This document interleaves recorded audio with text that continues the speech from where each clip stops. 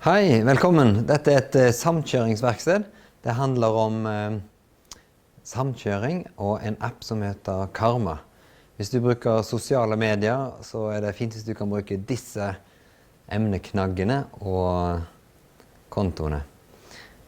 Denne presentasjonen skal forklare litt hva samkjøring er, hvordan du praktisk gjør det, og den skal vare så lenge at du kan vise den i en lunsj, ikke lenger. Da går vi i gang. Utfordring nummer 1 i trafikken er solobilisten. Og det er ikke nytt, det er et lengeværende problem, og jeg håper jeg ikke provoserer noen nå, men dette er en ekte plakat. Hvis du reiser alene, så reiser du med Hitler. Bli med på samkjøring i dag. Dette er en faktisk plakat fra USA på 40-tallet. Det som jeg skal si noe om og vise litt, er koblet til mobilen min etterpå, er hva samkjøring har vært siden 2010 og frem til i dag, og hvilke muligheter som er fremover. Og jeg skal demonstrere i appen hvordan du laster den ned og gjør innstillingene. Og kanskje det er fordeler eller ting du kan sette i gang der hvor du holder til. Og spørsmål blir vanskelige her i denne sammenheng når jeg har laget en video, men du kan bruke de sosiale mediene og stille spørsmål der, eller ta kontakt med meg. Kontaktinfo til slutten i filmen. Det er også en del lenker i presentasjonen. De kommer jeg til å legge inn nederst under filmen, der hvor du finner den. Samkjøring i Norge. Samkjøring, det betyr at man bruker de ledige setene i en bil som allerede er på en reise. Så det er ikke som en slags taxiordning hvor du kaller på en bil som kommer og henter deg. Det er sånn at når noen skal til jobb, stort sett, så er det da ofte ledige seter, og det er de man da tar og benytter når man snakker om samkjøring. Og her i Bergen så har vi holdt på med dette. Vi er 3 best i verden. Vi har registrert 21 000 turer i appen som heter Karma Carpooling. Og vi har 3000 brukere her i Bergen per januar 2016. Og det er nå 23 bedrifter som markedsfører samkjøring internt hos seg. Av de 3000 så er ca. 600 ansatt i de 23 bedriftene. Litt historikk og hvilke alternative apper som finnes. I Bergen så valgte den bedriftsgruppen, som var den gang 9 bedrifter, Karma, sammen med Veivesenet sin løsning, som heter Hent meg, tilbake i 2011 var det. Og veksten i aktivitet og med brukere, den skjedde med appen som heter Karma. Og det Karma kan tilby er at de har en internasjonal community management, jeg vet ikke hva jeg skal kalle det på norsk. De har erfaringer fra mange forskjellige byer og bedriftsgrupper, hvilke ting som lykkes andre steder enn i Norge. De har en utvikling etter et globalt behov, den kan brukes hvor som helst i verden. De har økonomisk sterke eiere, og så har de mange lokale entusiaster. Alternative apper, jeg kan bare nevne noen få, det er Flink fra Tyskland, GoMore som finnes, BravoCar har jeg hørt om, BlaBlaCar er veldig kjent fra Sør-Europa, den finnes foreløpig ikke i Norge, og det finnes enda flere. Hent meg har jeg jo nevnt fra Veivesenet. Samkjøring er en del av en grønn transportmix. Du bruker bil, men du fyller opp de ledige plassene. Og på samme måte som denne grafen her viser fra Belgia, der var det slik at når de tilbød bildeling, så økte bruken av andre miljøvennlige transportmåter også. Her ser du at både buss og tog og sykling og gange gikk opp, mens det å kjøre bil alene, det gikk ned. Og det er det samme vi opplever med samkjøring. Veldig mange sykler, men det er greit å ha et ekstra reisetilbud, og det er da samkjøring kommer inn. Så samkjøring er en del av den grønne transportmiksen. I rushet så er det kun 1,17 person i hver personbil, og 19 av 20 passasjerseter står tomme. Så når folk snakker om at du trenger økt veikapasitet, så er det det samme som å si at du trenger større lunsjrom hvis det bare sitter en person ved hvert 4-mannsbord. Mye lurere å be folk sette seg sammen og ha det hyggelig og økonomisk i stedet for, og miljøvennlig. Dette med samkjøring er høyaktuelt. I Bergen så har bystyret vedtatt i januar 2015 at de ønsker å stimulere til økt samkjøring. Og det vil gjøre det sånn at det blir gratis eller med rabatt å kjøre gjerne bomringen med en app som viser at du har passasjerer med deg. Og dette høres kanskje fantasifullt ut, men det gjennomført i et 2-årsprosjekt i Texas i USA. Og det flere steder i USA du får rabatt i bomringen, eller får tilbake penger, hvis du samkjører med en app gjennom bomsystemene. Det samme var i media i går i NRK på Østlandssendingen.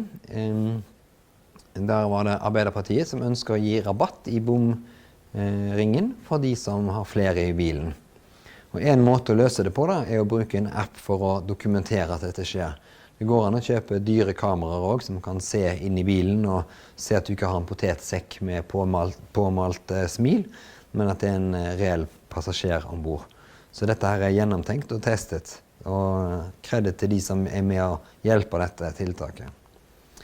I Danmarksplass i Bergen, jeg skulle stille å si i Danmark, der det satt opp en kjempestor ladestasjon, men det også en holdeplass for samkjøring.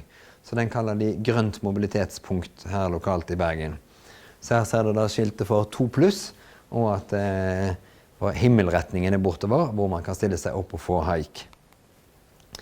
I Bergen så har vi Norges lengste sambruksfelt, som går fra flyplassene ned til Lagunen Shopping-senter. Og mange av de bedriftene i Bergen som bruker Karma-appen, de langs denne her ruten. Det samme jo nå kommet i Oslo, fra Sandvika til Filipstad.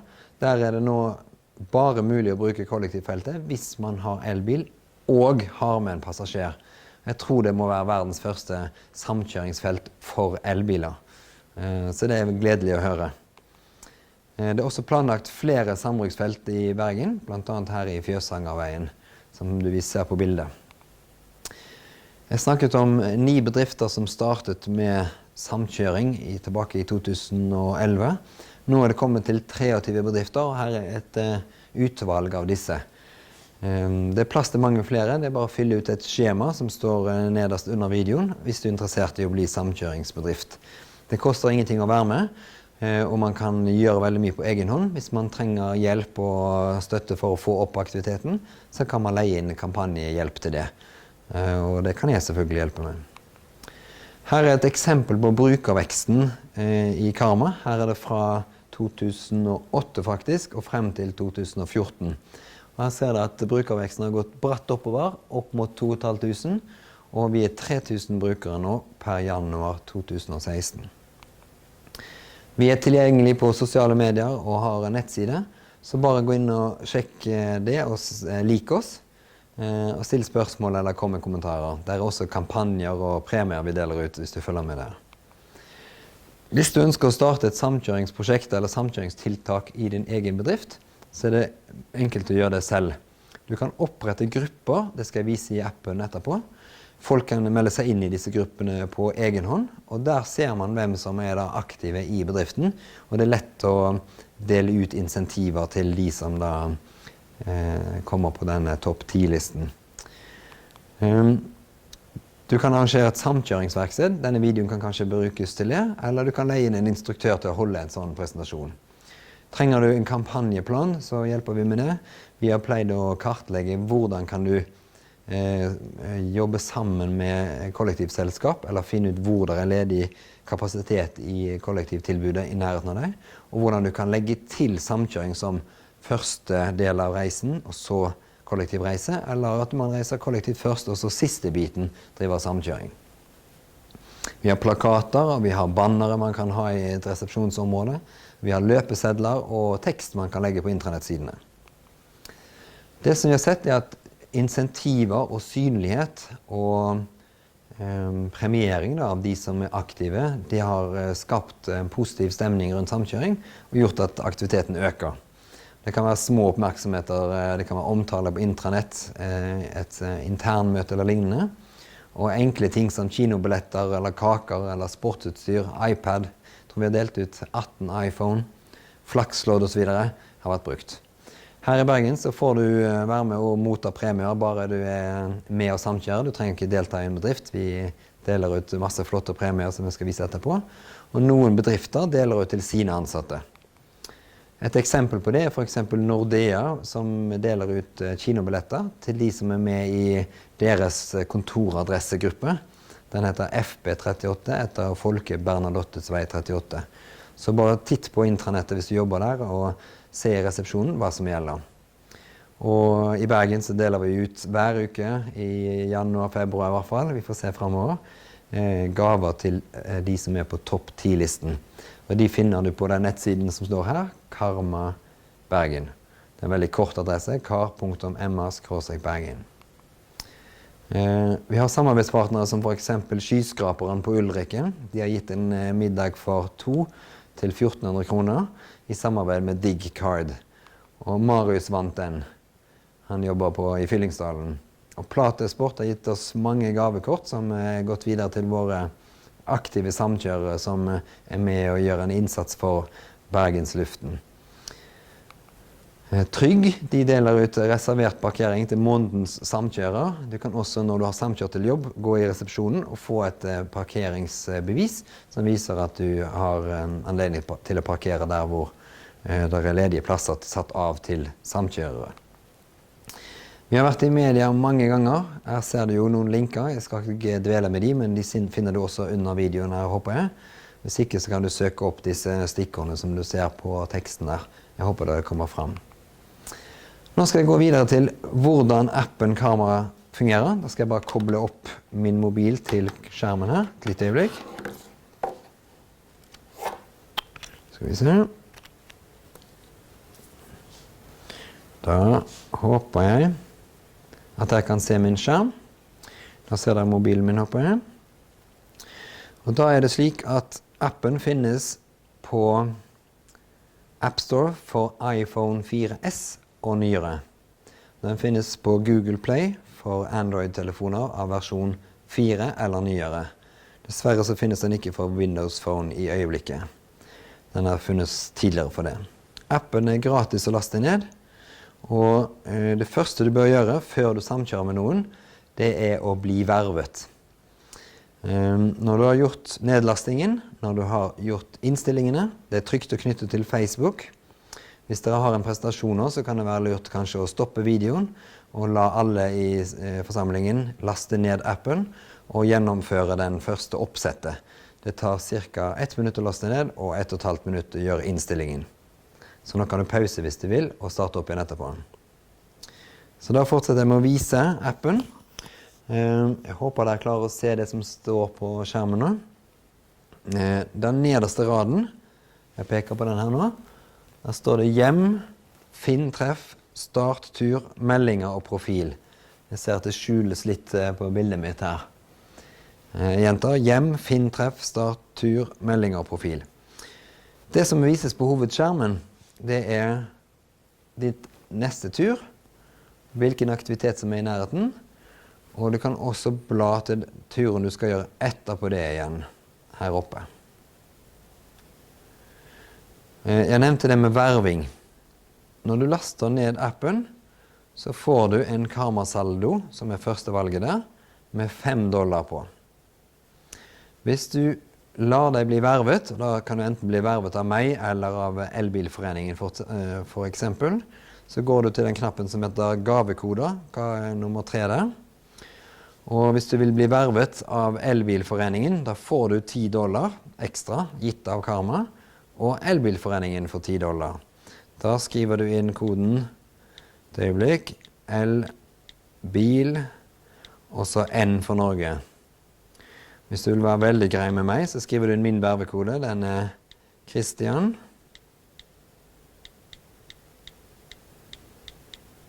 Og så bokstavene F, L, A. Når du samkjører første gang da, så får du overført $10 til din konto, og jeg får $10. Da er vi klart til å samkjøre.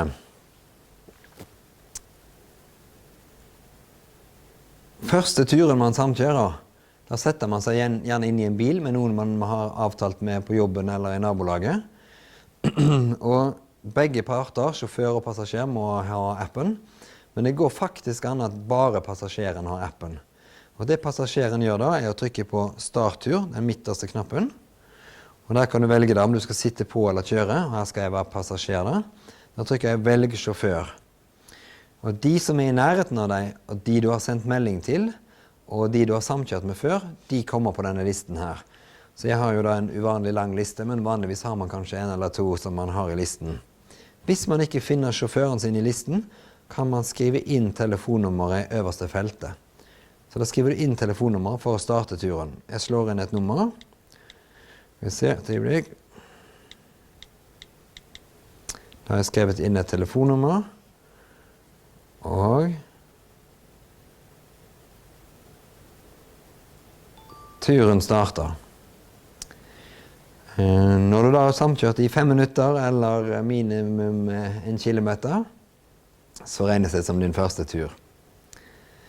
Jeg bare avslutter denne turen for å ha vist deg hvordan man starter en tur. Men man trenger ikke å finne noen i appen for å samkjøre. Man kan rett og slett registrere en tur på den måten her, fordi man har truffet noen. Enten i nabolaget eller på jobben. Og når jeg snakker om premier, så er det jo da en måte å få premie, å være med i trekningsgrunnlaget. Her står det usannsynlig tur. Jeg kjørte jo ingen meter og noen få sekunder. Jeg skal vise hvordan man søker treff. Her ser dere mine treff klokken 8 i morgen tidlig fra der jeg bor og til jobb. Og her ser dere at det står 10 sjåfører listet opp. Og det er en liten grå knapp på siden her også. Nå trykker jeg på den. Der er det 2 passasjerer. Hvis jeg skal be om haik med en av disse, så kan jeg bruke knappen som heter be om her borte. Men det er en litt steril måte å ta kontakt på folk på, så er det bedre å sende en melding. En litt lengre melding. Og hvis du tror at de allerede har kjørt hjemmefra, hvis det er et stykke til dit du skal bli plukket opp, så er det kanskje best å ringe. Og da trykker man på bildet av personen i listen. Og da får man vite mer om denne personen. Her står det da hvor lenge de har vært med. Her er det kontaktalternativer, ring, melding eller dult. Dult er det samme som poke, det er du som bestemmer hva det betyr. Og her ser du hvor mange ganger personen har kjørt før, og hva vi vet om denne personen. Om vi vet telefonnummer, e-postadresse og så videre. Hovedsakelig så pleier vi å si at samkjøring er trygt, men du bør være forsiktig hvis det er grunn til å tro at dette her hvis du føler deg utrygg, så la det være å samkjøre. Samkjøring er fleksibelt. Ofte så står det at man reiser klokken 8 eller 7:30. Min erfaring er at hvis du går inn på en bruker og skriver en melding til brukeren, forklarer litt om deg selv og hvor du skal, hvor du reiser fra, så er folk fleksible. De kommer deg i møte eller har et forslag til en annen måte å gjøre ting på enn det som står i treffet. Men sånn finner man altså fram til en sjåfør eller passasjer, og så gjør man en avtale på den måten. Via meldinger. Når man da skal samkjøre, så trykker man på starttur, og de avtalene man har ligger da lagret i skjermen her. Hvis ikke du har gjort en avtale, så trykker du da bare velg sjåfør og hvem som skal samkjøre. Sjåføren har begge hendene på rattet, passasjeren gjør alle trykkene, og sjåføren kan bare ved et øyeblikk, et blikk, kaste ned på telefonen, avsløre om passasjeren virkelig har satt seg inn i bilen eller ikke. Så da har jeg vist hvordan man finner treff, men det er ikke vist hvordan man lager flere turer. Det kan være viktig å registrere flere turer enn bare hjemmefra til jobb. Kanskje du kan heller lage en tur fra et kollektivknutepunkt og til jobb. På den måten så kan du reise med buss største delen av veien, og så samkjøre siste stykke. Eller du kan gå et stykke ned som noen gjør, og gå ned til hovedveien og samkjøre derfra. Ofte får man flere treff når man kommer på litt større hovedveier enn helt opp i skogen der man bor. Når man avtaler med noen, nå trykket jeg på meldinger her nederst, da får man opp en meldingsliste. Så hva skal jeg vise? Beklager, jeg fikk en melding. Her har man da en oversikt over karmasaldoen. Jeg skal forklare litt om det. Når man da starter får man $5. For hver person man verver som samkjører, så får man $10 til. Disse pengene overføres fra passasjer til sjåfør. En liten kostnadsdekning fra passasjeren. Det står i presentasjonen litt senere hvor mye det er. Du kan lage favoritter, og du kan også gi gratistur til de du reiser ofte med. Her ser dere mine favoritter, og hvis jeg ruller helt nederst der også mine gratispassasjerer. Slik at hvis man vil gi haik gratis til noen, så kan man legge de til i denne listen her. Da tror jeg ikke jeg skal demonstrere noe mer i appen. Det en inviter venner-funksjon her, hvor man kan invitere via Facebook, eller melding, eller andre måter, e-post også. Og da må dine vervede venner skrive inn din vervekode for at du skal bli registrert som verver. Jeg vil vise grupper her også, før vi avslutter. Nå trykte jeg på knappen grupper under profil. Der kan du opprette grupper for din bedrift, eller ditt nærområde, eller din reisestrekning. Og her ser du da for eksempel Haukeland sykehus har 33 medlemmer. Jeg vil se lenger ned her at Folke Bernadottes vei har, det øyeblikk jeg søker, FB 38 har fått 17 medlemmer allerede. Og her kan du se da hvem som aktive i den gruppen. Du kan sende en melding til hele gruppen, og du kan få se liste over alle hvem som med ved å trykke på medlemmer-knappen oppe til høyre. Så her ser du alle som med i den gruppen. Jeg går bakover her nå, litt raskt. Jeg tror det jeg skal vise. Denne knappen her viser aktivitet i nærheten. Og den jo motiverende å se på her i Bergen. Her de som har samkjørt i det siste.